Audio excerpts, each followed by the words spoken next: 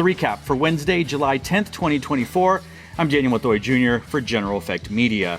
We are well into the second week of the 2024 DCI competitive season, and as there's only one show on the docket for today in Ogden, Utah, I thought this is the best place to record and release the latest episode. Now, in the interest of full disclosure, we are recording this before the Ogden, Utah show takes place. So I have no idea how the performances go. I have no idea how the scores and rankings all come out. But as a reminder, we don't know how it's going to go. The Blue Devils, the Santa Clara Vanguard, the Mandarins, the Troopers, Pacific Crest, the Academy, Seattle Cascades, and Blue Knights will all compete tonight in Ogden, Utah. So don't watch this and go like, well, I don't know why you have this drum.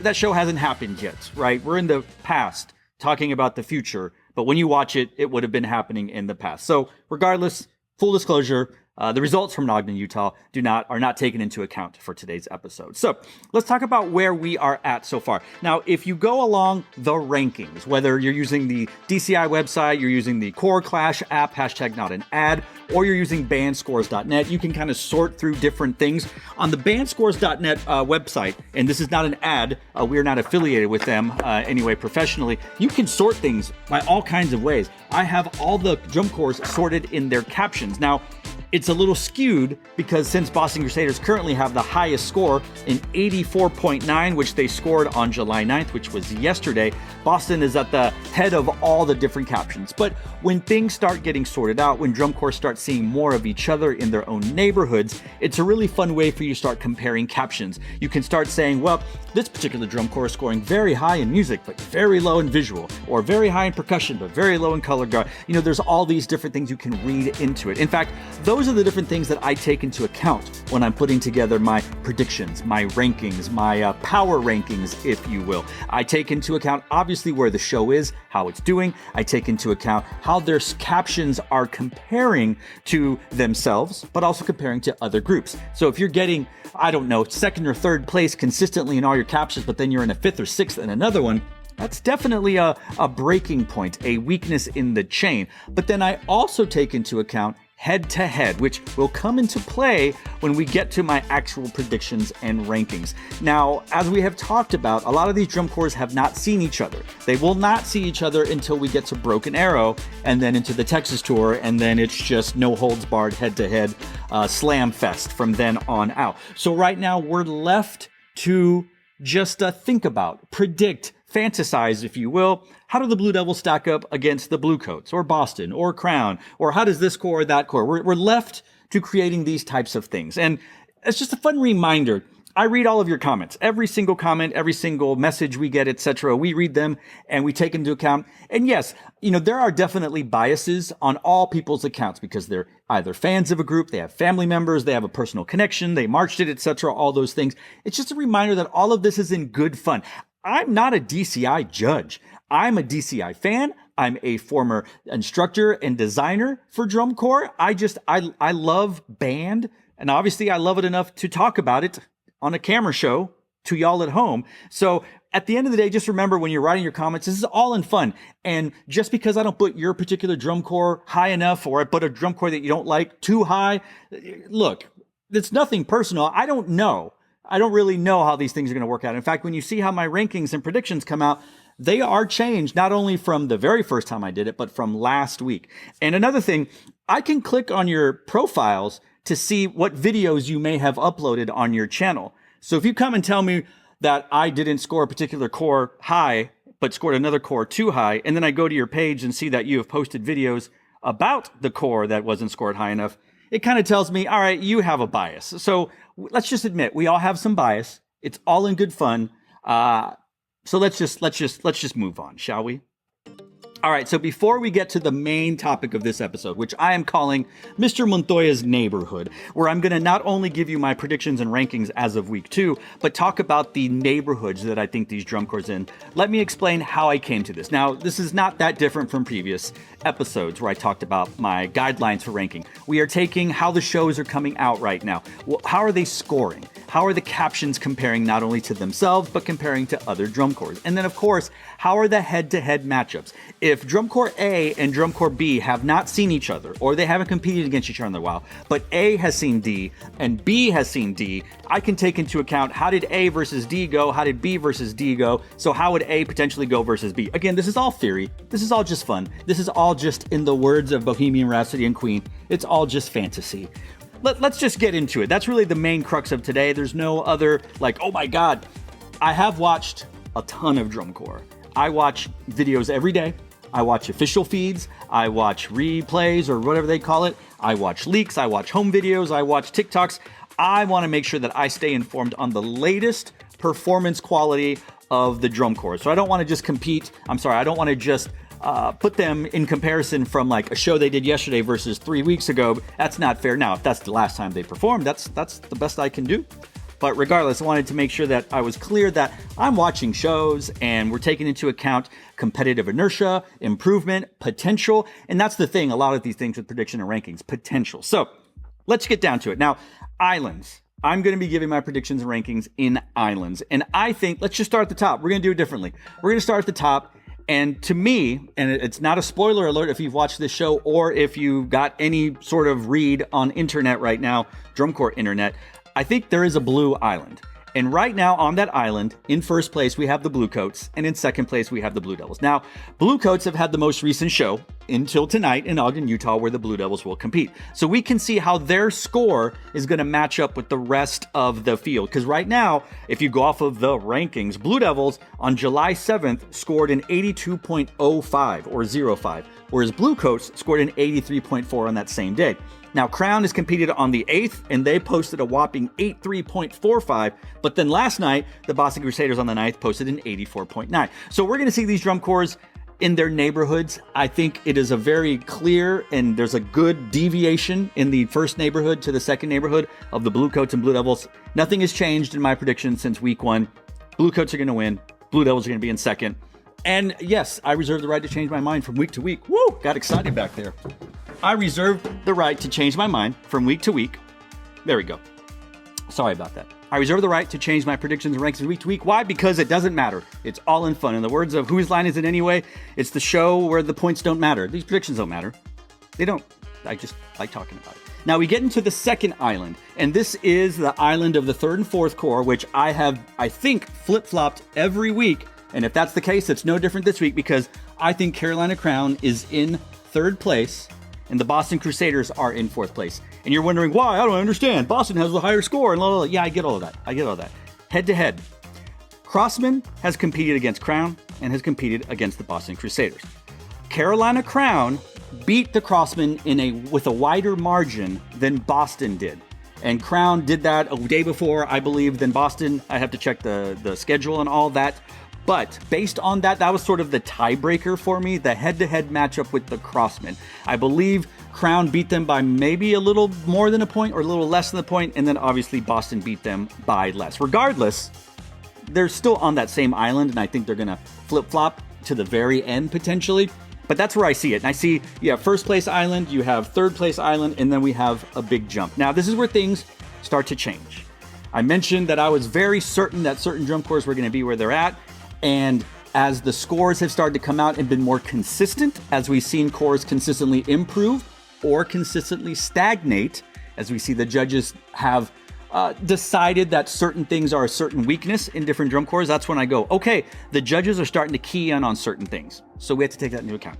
In the third island, the fifth and sixth place island, I still see the Phantom Regiment in fifth place. I think Phantom Regiment has emotion behind their shows. And when Phantom Regiment is built on emotion, I think that's when they do their best. That's when they place their highest. The show concept is whatever. And I don't mean like, I don't know what it is. It's whatever. I mean, the show concept, it doesn't matter. I think that what the Phantom Regiment is putting on the field playing-wise and marching-wise carries whatever concept they have. And maybe that's the only drum corps that can do that. I think, you know what? I changed my mind. There are two, potentially three drum corps that could do that. That could just do whatever. But as long as they're doing what they do and they're doing it well, they're going to get credit for it. And we'll talk about that second drum corps later on.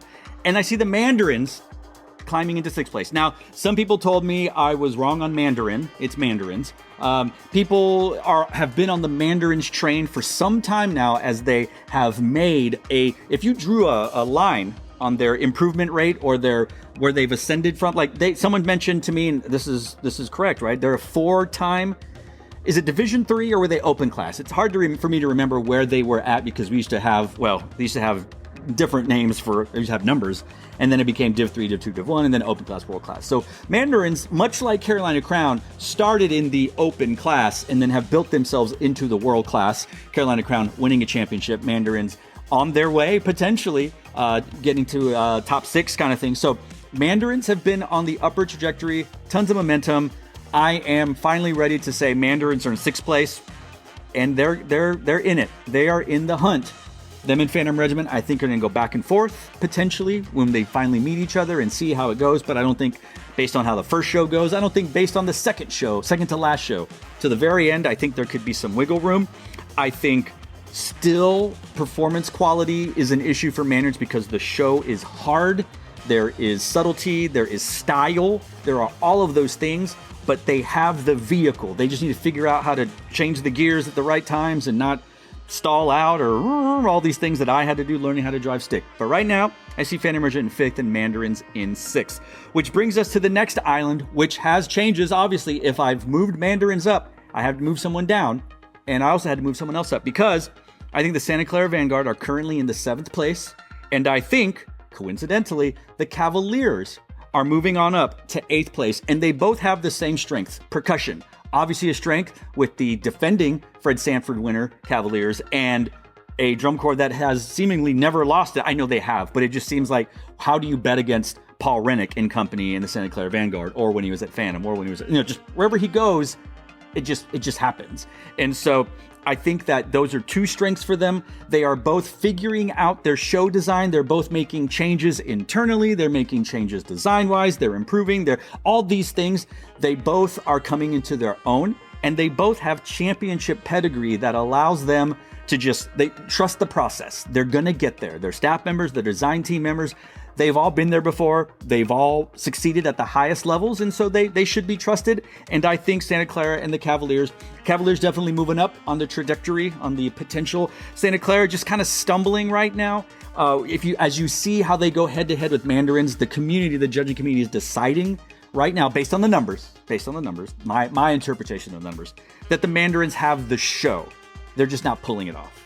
In Santa Clara, maybe doesn't have quite the show, and they're doing a little better depending on some captions, but there are other sub-captions that maybe things aren't going as well as they should. Look, I thought the Vanguard was going to be a strong 6, and they could very well still be 6th.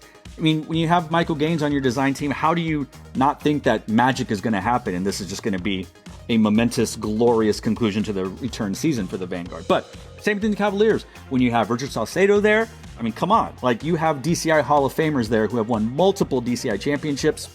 They're going to figure it out. Then we get to what I would consider to be the second most competitive island, and this consists of 3 different drum corps. We have the 9, 10, and 11. And I'm moving some groups up, and I'm moving some groups down, because if I move the Cavaliers up to 8th, the group that I've had sitting in 8th for the last few weeks has to move down. So right now I see the island consisting of 9th place, the Troopers, 10th place, the Colts, and 11th place, Blue Stars. Now, Troopers have moved down, Colts have moved up, Blue Stars have moved down. This is another case of me looking at what the judges are telling us, looking at the tea leaves and saying, there are some weaknesses that the judges are seeing in the visual product of the Troopers. Look at the way the captions are coming out. Look at how strong the music captions are in the Troopers. Look how strong general effect captions can be for them. And then look at how they are scoring in the visual captions. You can see that it is being consistent from night to night when the judges are seeing it. So that's a problem that no doubt everyone there is aware of, and they're making adjustments and they're making changes. But right now, that was enough for me to say, I don't know. I think right now, the Troopers might be down a slot to 9th, which is still an improvement over last year in 10th. I had the Colts at 11th pretty consistently. I'm ready to move them up to 10th. A part of me wanted to move them up higher, but I didn't want to have like an overreaction Wednesday and go like, oh, move this card down. Like, look, if I went off of overreactions and rankings, the Crossmen would be in 10th place right now, based on the score. and the Troopers would be hanging on to 12th place. I'm not ready to do that because I read more than just the latest scores. So I have the Troopers in 9th. The Colts, look, the Colts are a very strong core. They play very well. They march very well. I know very little about color guard, but I know enough to go like, yeah, that's fine. That's good. So that's his ringing endorsement you're going to get from me from any color guard. But I think that the Colts right now are really starting to dig into their show. It's very well designed. You have Richard Hinshaw, who has won many titles in BOA and WGI and has scored very highly in his previous drum corps affiliations. So like the design team's good. There's some great stuff going on. They know what they're doing. And I think the Colts are probably the embodiment post-pandemic, them and Troopers, of finding what works for them and just staying put. Like, this is what works. We're going to do this. This is the next iteration of it. This is the next growth. This is the next step. You could point at 2021, the COVID years. Look at what Troopers did. Look at what Colts did. And you can see just this steady line of improvement from those groups. So right now, I see the Colts in 10th, and I said the Blue Stars in 11th. Blue Stars have a fine show. Universal. It's a fine show. Now, the last video I saw, I found the narration to be incredibly overbearing. Now, I have always said that you should not fully judge music, honestly, visual, off of just a video, right? First of all, microphone placement. Second of all, quality of feed, both video and audio. So it's hard to do that. I just found the narration to be hard to understand and just overbearing volume-wise. Whether that's the way it is in real life or not, I am not sure. But it was in the lacrosse stadium, which would be one of their home stadiums. So you would think that there in person, the narration, the balance, everything would be tip-top perfect. If that was the case, great. I know better, but still, I think there is some improvement in some areas and maybe just not quite hitting in some of the other areas for Blue Stars. There's some very difficult musical passages right now that they're not quite pulling off yet, but with no risk, there's no reward. Once they start nailing it, you can definitely see the scores going up. But right now, there's a lot of content points left on the field that they're not quite achieving just yet. But the book is there. There's a lot of meat on that bone that they have not gotten to yet. So Troopers in 9th, Colts in 10th, Blue Stars in 11th. And this might be, I think I have a new drum corps every time for 12th place. And sorry, fans, but I got a new one. And it's the Crossmen. I think the Crossmen right now are sitting in the pole position for 12th place, all alone on their own island right now. I think 12th place island will eventually be 12, 13, 14, 15. I think it's going to expand. The island's going to get bigger for 12th place. But I think right now Crossman is coming out very strong. Their most recent score was a 76, which, like I said, on July 9th, puts them in 10th place overall, which obviously I'm not saying the Crossmen are a 10th place corps. I'm also not kind of saying they're not a 10th place corps, but I kind of am by putting them in the 12th.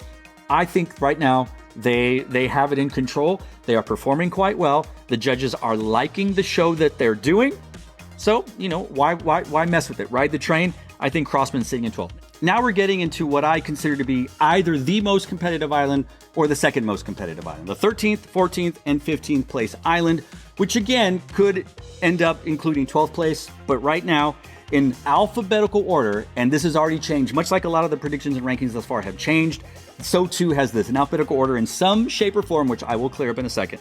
I have the Blue Knights, I have the Madison Scouts, and I have Spirit of Atlanta. Now, I'm going to go ahead and we'll start with 15th place. And I realized I literally had this drum corps in finals last week in my predictions rankings. This week, Spirit of Atlanta is in 15th place because there is something that the judges are seeing that they're not quite agreeing with. They're not thinking that is a finalist caption or sub caption. I believe it is visual, and I'm going off the DCI dashboard, which I said you shouldn't do. Not that you shouldn't go to the dashboard. I just mean the rankings, the cores are not competing against each other. There's not a lot of head-to-head. But right now, if you try to find where Spirit of Atlanta is placing in their respective captions right now, you go to percussion right now, they're in 12th. They think percussion is a worthy 12th place. They're a finalist in there. That's the only caption that you can find the Spirit of Atlanta. That doesn't mean anything currently. But if you go look at the caption breakdowns, I think the judges are seeing some issues that they don't particularly like, or they're not achieving, or both. I'm going to put the Blue Knights Showman Bugle Corps. Sorry to that person who was not happy with me last week. You're not going to be happy with me again. Blue Knights are still in 14th. But, you know what? You can go back and look at the comment. But I moved the Troopers down a slot. So were you upset that the Troopers were too high or the Blue Knights too low? Blue Knights were still there. I moved the Troopers down a little bit. Not for you, but I'm pointing out that that was an issue for you. Blue Knights, I have them in 14th place, which means I have moved up the Madison Scouts to 13th. And I know what you're going to say. You have a bias. You love the Madison Scouts. I do love the Madison Scouts. But one could also say that when you love something so much, or that you've been so close to something, that you might actually judge them a little harsher. And I would wager that I do judge them a little bit harsher.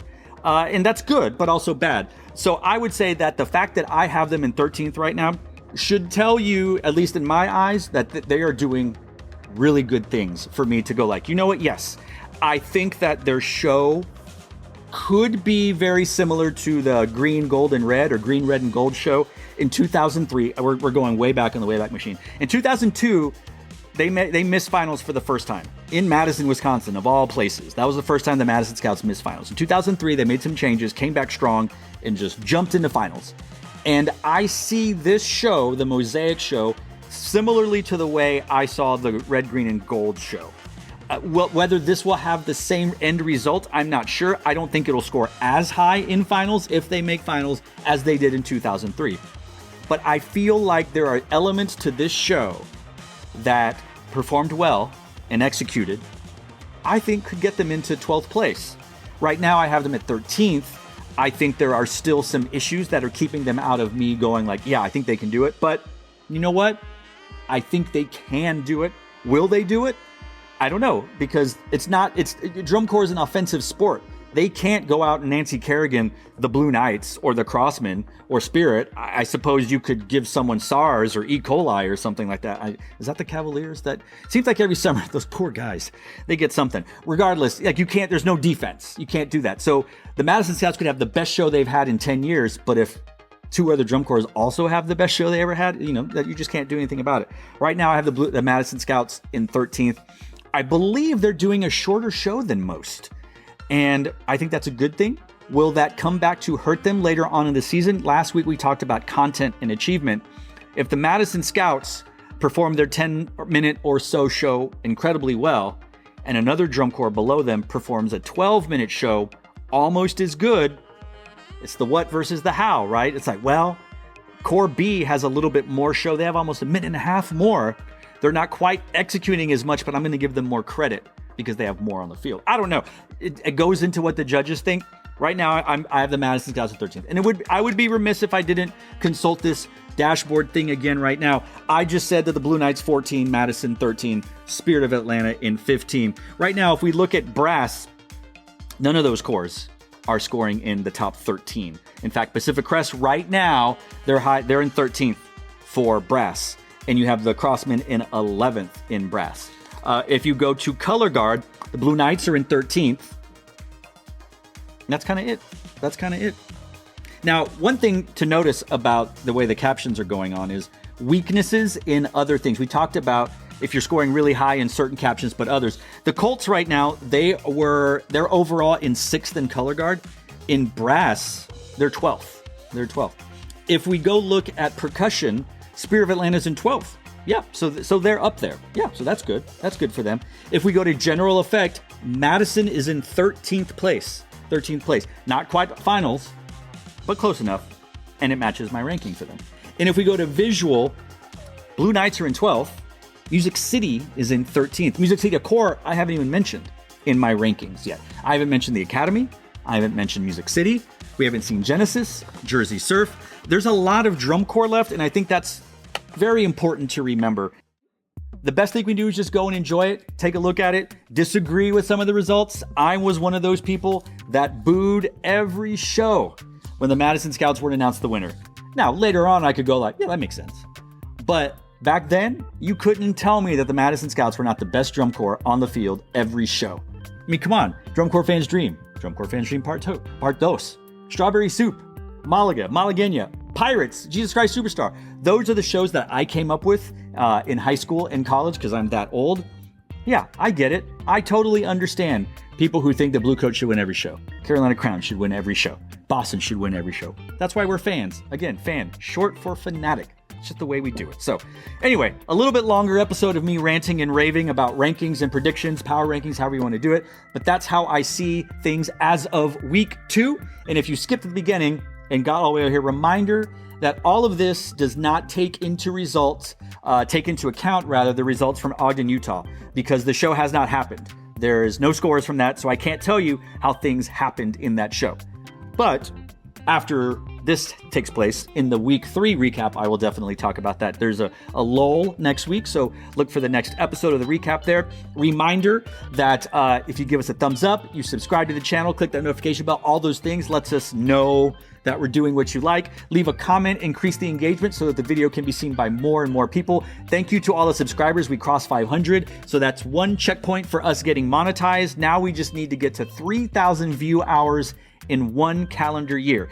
And for a channel that really was sleeping until July 1st, we're doing pretty well right now. As I check my notes, we have 523 subscribers, and in the viewing hours right now, we have 1,500. We are halfway there. If you want to support us, push play all and just leave and shuffle it. Keep going. Get us to 3,000, get us to 4,000, and we can actually start making money on AdSense. So please be sure to give us a thumbs up, comment, like, subscribe, share the video all over the place.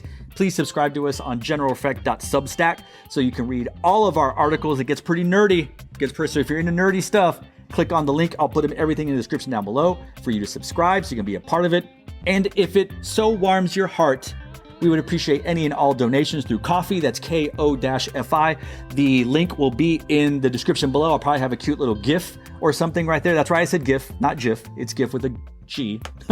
Regardless, anything you can spare, thank you to the people who have given so far. All the money will be going to our creators, all the profits after our expenses, administrative costs, and they take the cut too. All that will be given to our content creators. Not me, I'm a creator, but they're the ones that really do all the magic. I'm just the guy that gets to stand in front of the camera and tell them what I want and what I hope they produce. But they're producing some great content. I'd like to reward them for that. So thanks to all for watching this episode of the recap. We'll see you next week for the next episode where we break down and react to week 3. And I give the predictions and rankings that some of you will never agree with, don't care about, and wish I would stop giving. But guess what? You can't stop me now. Is that the right word? I don't know. Anyway, we'll see you next week.